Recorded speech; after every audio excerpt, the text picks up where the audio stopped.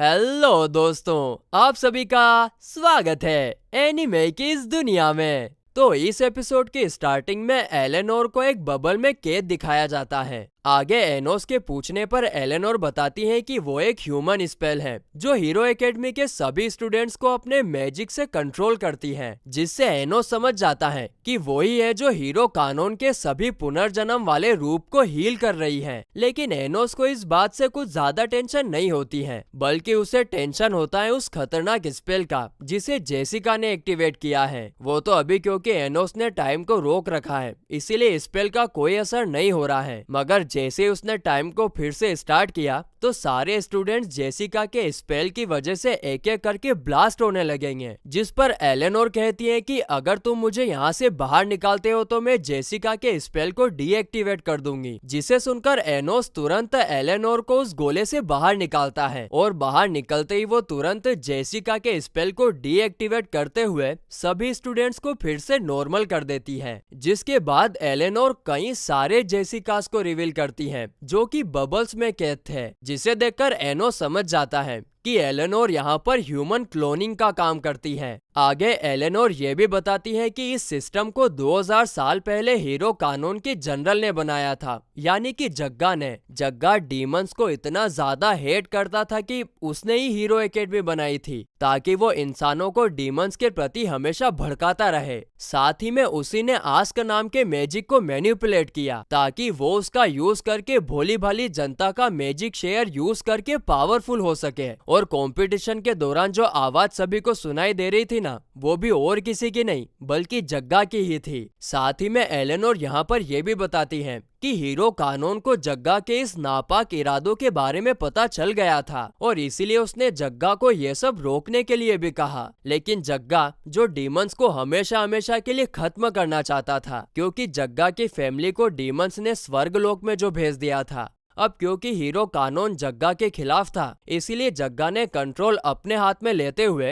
Hero कानून के सैनिकों के हाथों उसे खत्म करवा दिया। और इस तरह 2000 साल पहले मशहूर हीरो कानून को एक इंसान ने मारा था। और उसके बाद तो हीरो कानून ने कभी पुनर्जन्म नहीं लिया। शायद उसने ठान लिया था कि वो इंसान के रूप में पुनर्जन्म नहीं लेगा। तभी एनोस उससे पूछता है कि तुमने कहा था कि जग्गा ने अपने सोर्सेस को 2 हिस्सों में बांटा था, तो क्या उसका एक सोर्स तुम में भी है? जिस पर एलेनोर हाँ में जवाब देती है, मगर कहती है कि मेरे में जग्गा की मेमोरीज का एक छोटा सा हिस्सा है जो कि सिर्फ मैं ह्यूमंस की क्लोनिंग करने में यूज करती हूँ। बाकी जो उसका दूसरा और मेन सोर्स है और जो हेट्रेड है डीमन किंग के खिलाफ, वो सब कुछ मैजिकल स्पेल आस्क के अंदर है। अब क्योंकि एलेनोर ने काफी कुछ सहा था, इसीलिए वो एनोस को उसे डिस्ट्रॉय करने के लिए कहती है, क्योंकि उसने लोगों को मारने के अलावा कुछ नहीं किया। और जितने भी क्लोन्स उसने बनाए, अगर वे लोग कुछ बोल पाते तो वे लोग उससे जरूर काफी ज्यादा हेट करते। लेकिन तभी जेसिका का एक क्लोन एलेनोर को माँ कहकर पुकारती है और एनोस को उसे बचाने के लिए भी कहती है, जिसे सुनकर एलेनोर इमोशनल होकर रोने लगती है। जिस पर एनोस कहता है कि अगर मैं जेसिका के सभी क्लोन्स को खुश कर दूं तो क्या तुम जीना चाहोगी? जिस पर एलेनोर हाँ में जवाब देती है। तभी वहाँ पर हेडमास्टर डेंजर का क्लोन सैनिकों के साथ आता है और एनोस पर अटैक करने ही वाला था कि तभी दूसरी तरफ एक काफी बड़ा धमाका होता है। और ये धमाका करने वाला और कोई नहीं बल्कि 3 डीमन लॉर्ड्स थे जो फेक डीमन किंग के लिए काम करते थे। दरअसल फेक डीमन किंग यहाँ पर हीरो कानून की होली स्वॉर्ड लेने के लिए आया था, जिस पर डेंजर कहता है कि एक डीमन कभी भी हीरो कानून की पवित्र तलवार को नहीं उठा पाएगा। मगर तभी कहानी में ट्विस्ट आता है और फेक डीमन किंग काफी आसानी से होली स्वॉर्ड को निकाल लेता है। और ये देखकर डेंजर को काफी ज्यादा गुस्सा आता है और वो डीमन लॉर्ड पर अटैक कर देता है। लेकिन तभी demon lords mini dark hole create करके ना ही सिर्फ उस मैजिक को बल्कि सैनिकों को और डेंजर को भी एब्जॉर्ब कर लेते हैं। तभी फेक डीमन किंग के सामने एनोस आता है और उसे होली स्वॉर्ड ले जाते हुए देखकर उसके ऊपर अटैक कर देता है। लेकिन फेक डीमन किंग तलवार की मदद से उसे रोककर एनोस पर ही अटैक कर देता है। पर एनोस भी उस अटैक से अपनी डिमोनिक आइज का यूज करके बच जाता है। जिसके बाद फेक डीमन किंग अपने डीमन लॉर्ड्स के साथ जाते हुए एनोस से कहता है कि ये दुनिया डीमंस को बिलोंग करती है।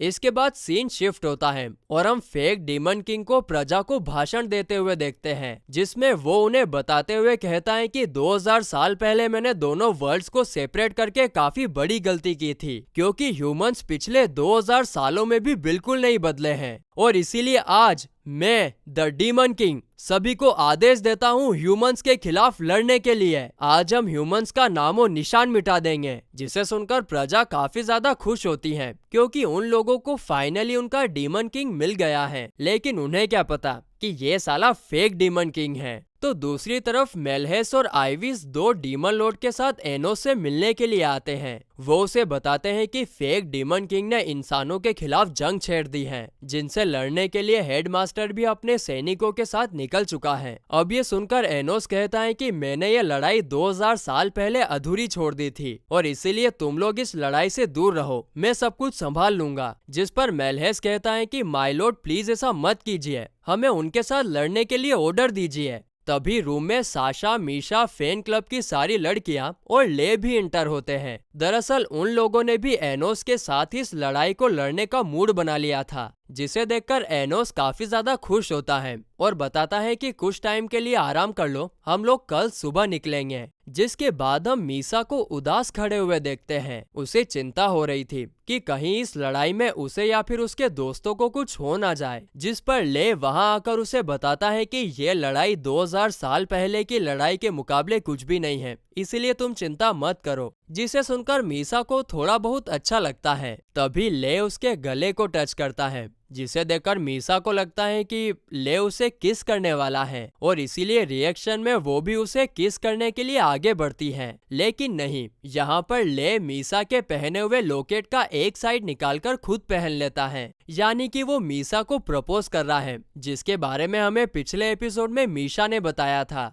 आगे ले मीसा से प्रॉमिस करता है कि चाहे कुछ भी हो जाए, लेकिन वो उसके पास वापस जरूर आएगा। और फिर अगले दिन एनोस सभी को उनके कामों के बारे में बताता है। वो बताता है कि हम लोग किसी को भी इस लड़ाई में अपनी जान से हाथ नहीं खोने देंगे। जिसके बाद वो मीशा और साशा को फेक डीमन किंग की आर्मी को रोकने के लिए भेजता है, जो इंसानों से फाइट करने के लिए आगे बढ़ रहे थे। तो वहीं दूसरी तरफ फैन क्लब की लड़कियां मीसा और ले का साथ देती हैं, और इस दौरान मीसा अपने मैजिक का यूज करके जंगल में फोक क्रिएट करती है, और इस मौके का फायदा उठाकर ले अपनी तलवार का जलवा दिखाते हुए सभी डेमंस को खत्म करते जाता है। लेकिन ये डीमंस खत्म होने का नाम ही नहीं ले रहे थे, एक के बाद एक आते ही जा रहे थे। जिसे देखकर ले अपनी पूरी ताकत का यूज करके हमला करता है, जिससे वहां पर काफी बड़ा धमाका होता है। तो दूसरी तरफ एनोस डीमन लॉर्ड्स के साथ फेक डीमन किंग के कैसल के पास पहुंचता है, जहां पर एनोस पहरेदार पर अटैक करता है और कहता है कि जाओ फेक डीमन किंग को बता दो कि मैं रियल डीमन किंग हूँ। जिसके बाद एनोस मेलहेस और डीमन लॉर्ड्स को बाकी सैनिकों को सबक सिखाने का कहकर खुद कैसल के पास आता है फेक डीमन लॉर्ड के साथ फाइट करने के लिए। तभी अचानक से कैसल के दरवाजे खुलते हैं और दूसरी तरफ मीसा एनोस को बताती है कि ले अचानक से कहीं पर गायब हो गया है। वहीं मेलहेस एनोस को बताता है कि उसने बाकी के डीमन लॉर्ड्स को पकड़ लिया है, लेकिन उनकी सोर्सेस उनकी बॉडी में नहीं है। जिसे सुनकर एनोस को कुछ तो याद आता है और वो समझ जाता है कि फेक डीमन किंग कैसल में नहीं है। तो दूसरी तरफ हम फेक डीमन किंग को कहीं पर जाते हुए देखते हैं, लेकिन तभी बीच रास्ते में ही डार्क मैजिक की दीवारें क्रिएट होती हैं, जो ह्यूमंस और डीमंस को सेपरेट करती हैं। और ऐसा करने वाला और कोई नहीं बल्कि एनोस था। उसने समहाउ फिगर आउट कर लिया था कि फेक डीमन किंग यहाँ पर जरूर आएगा।